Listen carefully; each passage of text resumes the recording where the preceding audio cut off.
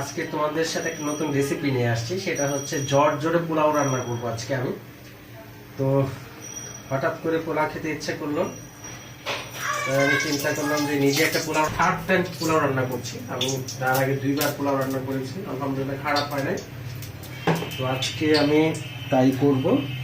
আমি প্রথম তেল দিয়ে দিলাম, তেল দেওয়ার পর আমি পেঁয়াজটাকে দিয়ে দিলাম।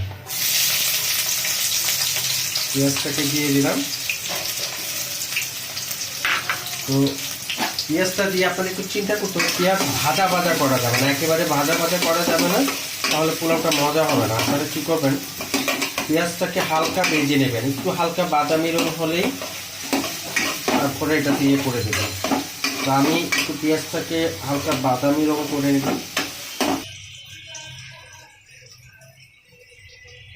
লবণ দিয়ে নেবেন।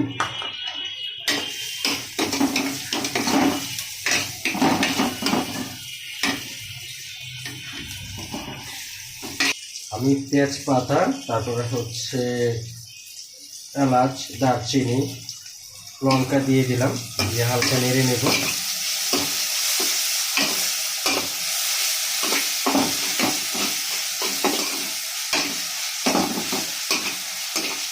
আমার পেঁয়াজটা মোটামুটি ভাজা হয়ে গিয়েছে।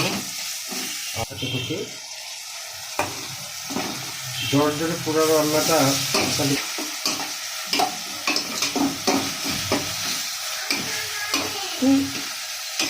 আমি মশলা কিছু কষায় নিলাম।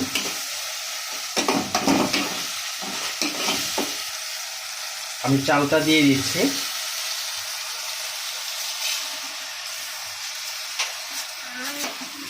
আমি ভালো করে চালটাকে একটু ভেজে নেব, না লেগে যায়, খেয়াল রাখতে হবে, একটু হালকা ভেজে নিতে হবে, কিন্তু গরম পানি লাগবে। আপনারা অবশ্যই পোলাও চালের মধ্যে গরম পানি দিন, 1.5 পটের মতো দিন। 1.5 পট চাল এখানে, তুমি কি পাগল হয়েছো?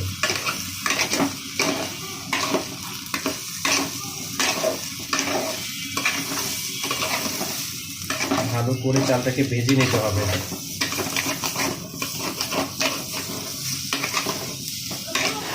পোলাও চালের নিয়ম হচ্ছে, আপনি যতটুকু চাল দিবেন তার 1.5 গুণ, 2 গুণ পানি দিতে হবে, তাহলে চালটা ঝরঝরে হবে, পোলাওটা ঝরঝরে হবে। ঠিক আছে, তো আমি সেই পরিমাণ পানি দিয়ে দিলাম। তুমি লবণ দিয়ে কি করবা?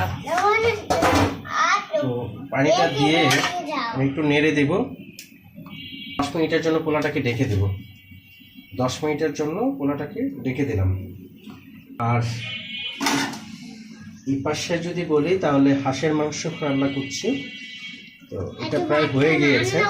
আমি এটা রেসিপি দিই নাই, কারণ এটা আমি মাখা চোখা বসাইলাম, আমার ওয়াইফ আমাকে একটু হেল্প করেছে। সো এটাও প্রায় হওয়ার পথে।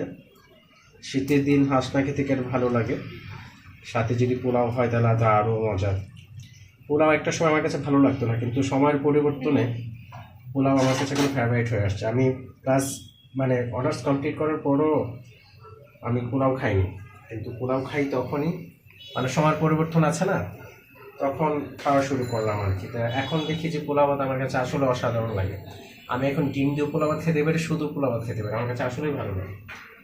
সো বন্ধুরা, আমরা 10 মিনিট একটু দেখবো, দেখার পর দেন হচ্ছে আবার 10 মিনিট পরে কি হয় আবারও ফিরে আসছে আপনাদের কাছে।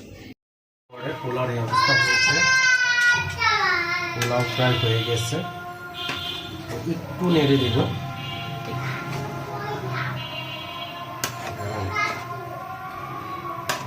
হবে কি সুন্দর হয়েছে তো, একদম ঝরঝরে হয়ে যায়। যদি পানির পোলাও রান্নার মধ্যে যদি পানির মাপটা ঠিক রাখতে পারেন, ঠিক আছে, আপনার পোলাওটা খুব ঝরঝরে হবে। হচ্ছে আপনি যতটুকু চাল দিবেন তার 2 গুণ পানি দিতে হবে। ঠিক আছে, তাহলে পোলাওটা অনেক ঝরঝরে হয়ে যাবে। একটা আর কিছু নাই, এখন চুলাটা অফ করে আপনি জাস্ট এটাকে ডাকটা দিয়ে 10 মিনিট রেখে দেন, পোলাওটা যতটুকু আছে খুব ঝরঝরে হয়ে যাবে। জাল অফ করে দেবেন, টোটাল আগুন অফ করে দেবেন। তো এই হলো আমার রেসিপি। আই থিঙ্ক আপনারাও দেখেছেন, আপনারাও বাসায় চাইলে এভাবে ট্রাই করতে পারেন। ঝরঝরে পোলাও যেটাকে বলে, একদম ঝরঝরে, খেতেও স্বাদ হবে আমি আশা করছি, কারণ এটা আমার থার্ড টাইম রান্না, এবং আমি এই পোলাওটা খুব ভালোই রান্না করতে পারলাম। যে তো বন্ধুরা, আবারও দেখা হবে নতুন কোনো ভিডিওতে। যদি ভালো লাগে ভিডিওটাকে শেয়ার করে দিও, একটু লাইক করে কমেন্ট করো ইনশাল্লাহ। এটাই হলো কথা। আল্লাহ হাফেজ, ভালো থাকো।